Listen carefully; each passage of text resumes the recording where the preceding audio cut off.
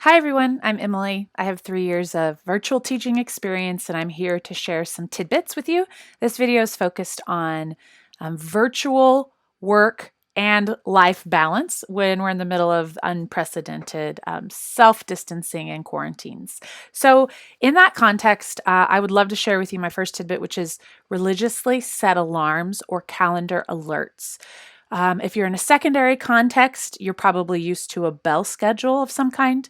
If you're in an elementary, you have a routine schedule that the students need to be to this particular subject area. They got to go to music by this time. So you, by March, have a rhythm, you have a routine, and you know what goes where. Be prepared for upheaval, as I'm sure you are right now. Everything's changing. What does this mean? Yes. So, for your own sake, be very religious to set those alerts to where on your computer screen it will pop up, hey, you've got 10 minutes remaining before you're expected to be in this particular location, or you're supposed to be in this class. Same thing if you're doing virtual learning.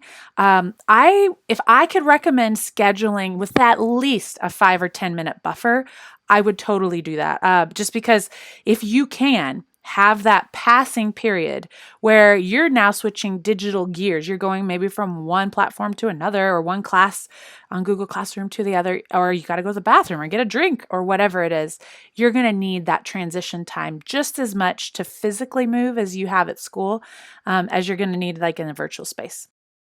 If you have littles in the home or even bigs, teenagers that are living with you who are also trying to be educated as you are trying to educate, you are juggling so many balls right now. It is happening, and I'm there with you.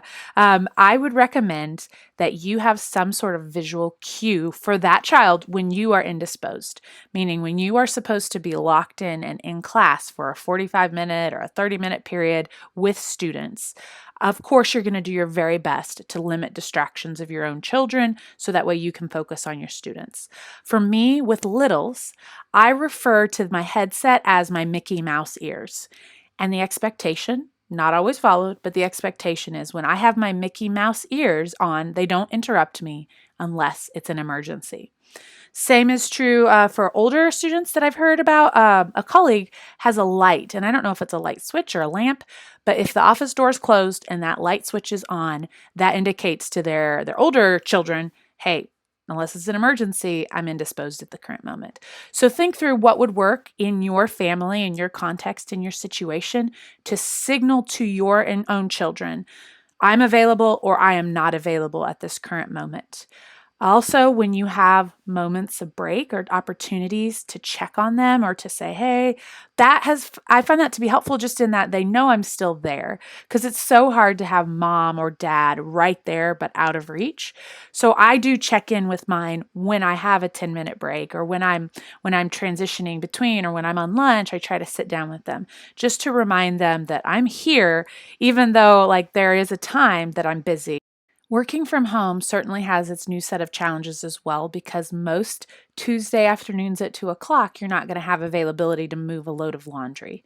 And you may not be available now either, or you might.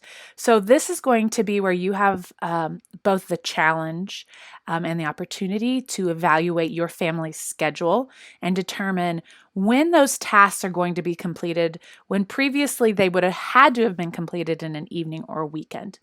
I was just chatting with a colleague about how we're all trying to balance being employed and having our own children at home. And we both just had a light bulb moment of, wow, weekends under containment or quarantine used to be movies and getting out and going to concerts or going play dates or whatever it might be. That's shifted. So really that block of time, that weekend time has opened up. And I plan to use more of that weekend time to sit with my children on whatever learning processes they've been assigned from their schools. Does that mean we won't ever do it during the school week? No. But I have to give myself permission that right now isn't going to look or feel normal. The same may be true for you regarding laundry. You might be able to move laundry at lunch and you've never ever had that opportunity before. You may find that you're able to free up then time that would normally be spent on tasks such as chores in the evenings and weekends that you now can complete during the day. So be open for that space in yourself as your mind is like, what is happening happening. This is not the norm. And you're right. So I would evaluate my personal schedule. When do I normally clean? When do I normally do laundry? Is there a way then that I could free up some of that evening time since I am home to really utilize that working from home virtual balance?